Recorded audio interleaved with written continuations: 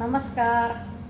आज दिनांक 30 जून 2021 है और गीता की निर्मल धारा के प्रवाह में आज हम श्लोक संख्या 31 से श्रवण करेंगे और अध्याय 11 ही चल रहा है। अर्जुन जैसे कि वर्णन कर ही रहे थे, आगे अर्जुन की आशंका अब समाप्त होने वाली है। एक आध श्लोक उनका है, उसके बाद श्री भगवान अपने वचन कहेंगे तो वो हम श्रवण करेंगे।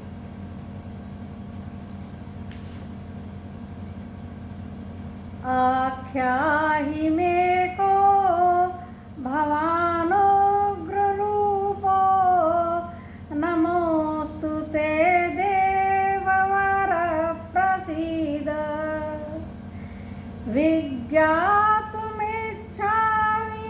भवन्तमाद्यं नहि प्रजानामि तव प्रवृत्तिम्।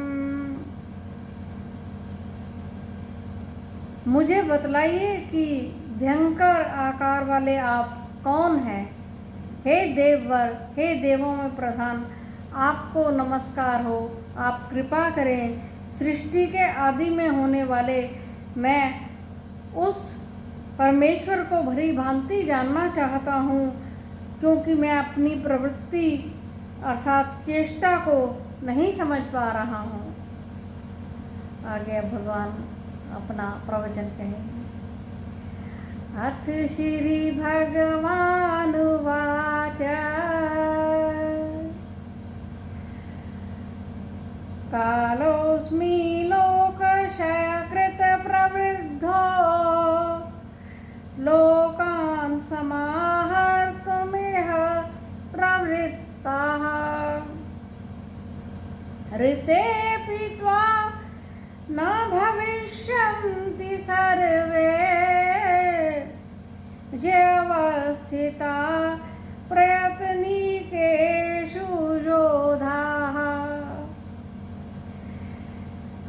मैं लोकों का नाश करने वाला बड़ा हुआ काल हूँ। मैं इसलिए किस लिए बड़ा हूँ ये सुन। इस समय मैं लोगों का संहार करने के लिए प्रवृत्त हुआ हूँ। इससे तेरे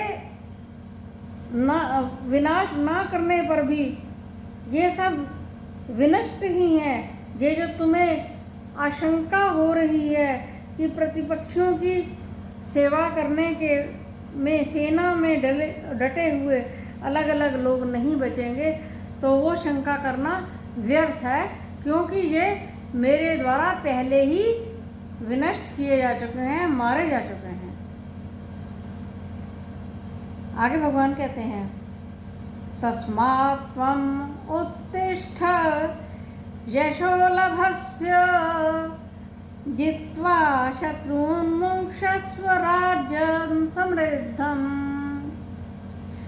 मयैवेते निहता पूर्वमेव निमित्तमात्रं भव सव्यसाचिन्।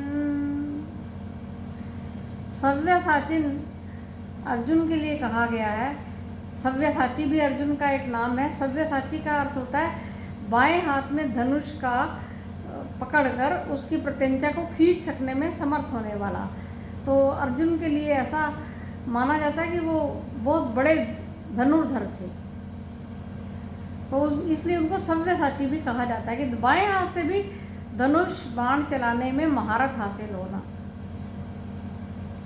हे सव्यसाचिन, हे अर्जुन, इसलिए उत्तिष्ठ, उठो, यश को प्राप्त करो और युद्ध करो। अगर तुम जीतते हो, तुम जीतोगे ही और जीतो और जीतकर शत्रुओं को मारकर राज्य के सुख को भोगो।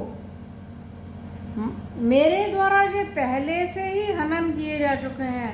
तुम केवल निमित्त मात्र हो जाओ। हे सव्यसाचिन, हे अर्जुन, तुम केवल निमित्त मात्र हो जाओ।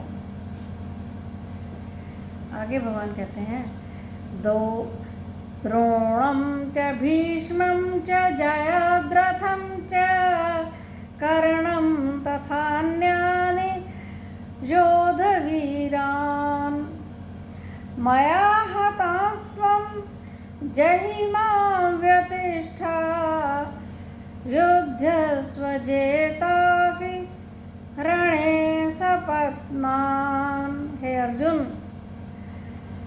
द्रोण, भीष्म, जयद्रथ, कर्ण तथा अन्य भी जितने भी युद्ध में वीर डटे हुए हैं, वे सब मेरे द्वारा पहले ही मारे जा चुके हैं। इसलिए व्यर्थ की चिंता छोड़कर तुम युद्ध में प्रवृत्त हो जाओ, तुम विजेता हो। इतना भगवान आश्वासन दे रहे हैं कि तुम विजेता हो, पहले ही विजेता घोषित कर दिया भगवान ने। आगे अब संजय कहते हैं, अथ संजय उवाच एतच्छ्रुत्वा वचनं केशवस्य कृताञ्जलिर्लेपमानः किरीटी नमस्कृत्वा भूय एवाहं कृष्ण सगद्गदं भयभीत प्रणम्य। ये सुनकर, केशव के ये वचन सुनकर, किरीटी भी उसी को ही कहा गया है जिन्होंने मुकुट धारण किया हुआ, भगवान के लिए कहा है। किरीटधारी यानी मुकुटधारी भगवान कृष्ण के ये वचन सुनकर अंजलिबद्ध होकर, दोनों हाथ जोड़कर, नमस्कार कर कर, कृष्ण को नमस्कार कर कर गदगद हुए, भयभीत हुए। अर्जुन ने उनको प्रणाम करके आगे अभी संजय कह रहे हैं, क्योंकि संजय तो धृतराष्ट्र को बता रहे हैं जो गीता का उपदेश युद्ध के मैदान में आमने सामने सेनाएं डटी हुई हैं और आंखों देखा हाल संजय के मुख से निसृत होकर धृतराष्ट्र तक पहुंच रहा है। तो वो जो इस समय का जो दृश्य है वो अब संजय ने निवेदन किया धृतराष्ट्र से। आगे अब अर्जुन कहेंगे, वो हम कल पढ़ेंगे। नमस्कार।